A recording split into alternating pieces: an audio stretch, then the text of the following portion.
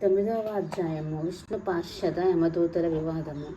ఓ యమదూతలారా, మీ విష్ణుదూతలము వైకుంఠం నుండి వచ్చితిమి. మీ ప్రభువకు యమధర్మరాజు ఎటువంటి పాపాత్మలను తీసుకుని రమ్మని మిమ్మలను ఆయన పంపెను అని ప్రశ్నించి, అందుకు జవాబుగా యమదూతలు, విష్ణుదూతలారా, మానవుడు చేయు పాపపుణ్యములను సూర్యుడు, చంద్రుడు, భూదేవి, ఆకాశము, ధనంజయుడు, వాయువులు రాత్రింబవులు సంధ్యాకాలం సాక్షులుగా ఉండి ప్రతిదినం మా ప్రభువు కడకు వచ్చి విన్నవించుచుండురు. మా ప్రభువులు వారి కార్యకలాపములను చిత్రగుప్తునిచే చూపించి ఆ మనుజుని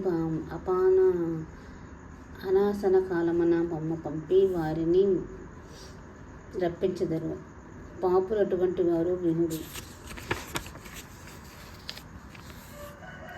వేదోక్త సదాచారములు విరిచి వేద శాస్త్రములను నిందించిన వారు, గోహత్య, బ్రహ్మహత్యాది పాపములను చేసిన వారు, పరస్త్రీలను కామంచిన వారు, పరాన్న బుక్కులు, తల్లిదండ్రులను, గురువులను, బంధువులను, కులవృత్తిని తిట్టి హింసించు వారును, నిర్జీవ హింస చేయవారును, దొంగ బుద్ధులతో వడ్డీలు పెంచి ప్రజలను పీడించువారును, చోరత్వంచే భ్రష్టులకు వారును, ఇతరులను ఆస్తిని స్వాహ చేయువారును, శిశుహత్య చేయువారును, సరన్నవాణిని కూడా వదలకుండా బాధించువారును, చేసిన మేలు మరచిన కృతజ్ఞులను, పెండ్లిళ్ళు శుభకార్యములు జరగనివ్వక అడ్డు తగిలేవారును, పాపాత్ములు, వారు మరణించగా తన కాడకు వచ్చి నరకమందు పడద్రోసి దండింపునని మా యమధర్మరాజు గారి ఆజ్ఞ.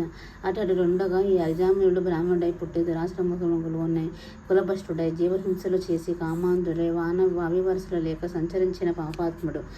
వీరిని విష్ణులోకమునకు ఎట్లు తీసుకుని పోవుదురు అని అండగా, విష్ణుదూతులు, ఓ యమకింకలారా, మీరెంత అవివేకులు, మీకు ధర్మ సూక్ష్మములు తెలియవు. ధర్మ సూక్ష్మములు ఎట్టువో చెప్పేదను వినుడు. సజ్జనులతో సావాసము చేయువారు, జపదాన ధర్మములను చేయువారు, అన్నదానము, కన్యాదానము, గోదానము, చాలగ్రామ దానము చేయువారును, అనాథ ప్రేత సంస్కారములు చేయువారును, తులసి వనమున పెంచువారును, తటాకములు ద్రవించువారును, శివకేశవులను పూజించువారును, సదా హరినామస్మరణ చేయువారును, పరణకాలం నందు నారాయణ అని శ్రీహరిని గాని, శివ అని శివుని గాని వారును, తెలిసి కానీ తెలియక కానీ మరే రూపమున గాని హరినామస్మరణ చేయవిన పడిన వారును పుణ్యాత్ములు. కాబట్టి అజమీరుడు ఎంత పాపాత్ముడైనను మరణకాలమున నారాయణ అని చనిపోయాను కాన మేము వైకుంఠములకు తీసుకుని పోవను అని పలికిరి. అజామీలుడు విష్ణుదూతల యమదూతల సంభాషణలు ఆలకించి ఆశ్చర్యం ఉంది. ఓ విష్ణుదూతలారా, పుట్టినాటిన నేను నేటి వరకు శ్రీమన్నారాయణ పూజ కానీ వ్రతము కానీ ధర్మములు కానీ చేసి ఎరుగును.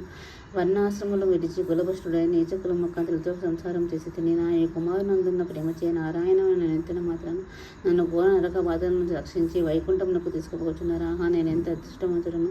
నా పూర్వజన్మ వికృతము, నా తల్లిదండ్రుల పుణ్యఫలమైన రక్షించినది. నన్ను పలుకుచుట సంతోషముగా విమానమెక్కి వైకుంఠమునకు కావున ఓ జనక చక్రవర్తి తెలిసే తెలియక కానీ విష్ణును నిప్పులు ముట్టిన నెట్టుల బొబ్బలకి బాధ కలిగించును. అటున చేసి శ్రీహరిని ధర్మించిన ఇటలా సకల పాపములను నశించిపోవును నందుదను అని ఇది ముమ్మాటికి నిజము. నవమ అధ్యాయము 9వ రోజు పారాయణ సమాప్తము.